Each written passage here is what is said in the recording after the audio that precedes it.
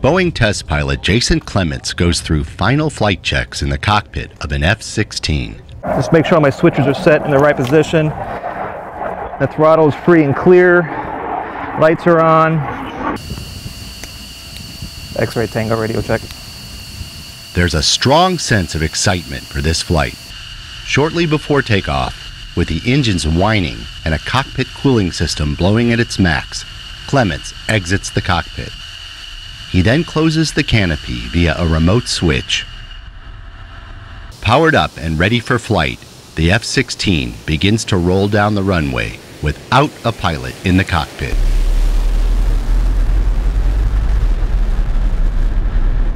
In a matter of seconds, the aircraft, with its burner lit, roars into the southern sky headed out over the Gulf of Mexico.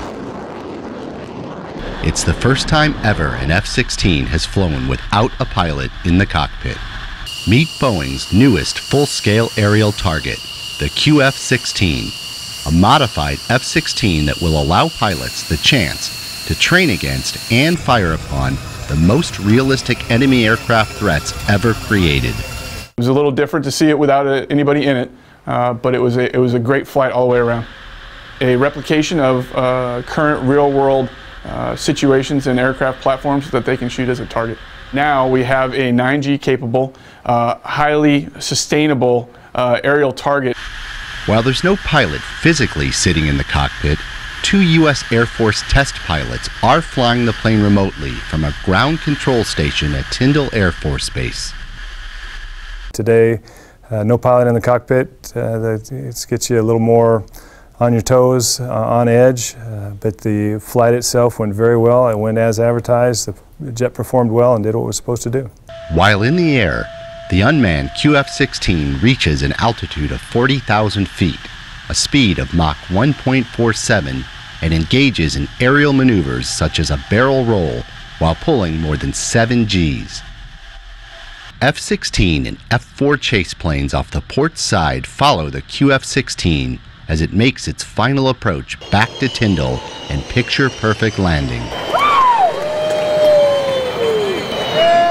Got the jet in the air, flew great, everything worked great, made a beautiful landing, probably one of the best landings I've ever seen, and stopped right on the center line. So no, it was a great mission.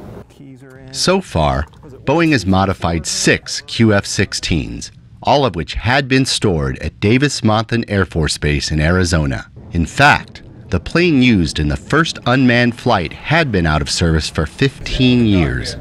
Modifying the F-16s to fly remotely was a challenge for the team. Fantastic integration work done by the team early on that we still are pretty amazed at, really, that the team was able to think about everything that they thought of to make this thing work. For former F-16 pilots like Jason Clements, helping create a full-scale unmanned aerial target has led to mixed emotions. I love the F-16 and brag about it a lot, and now to get something ready to take off on its own so somebody else can shoot it down makes it a little bittersweet in my eyes. This is why I became an engineer. This program is, to me, the epitome of my career. This is what it was all about. I mean, to be able to take this airplane, figure it out, make it work, and it's just been a blast.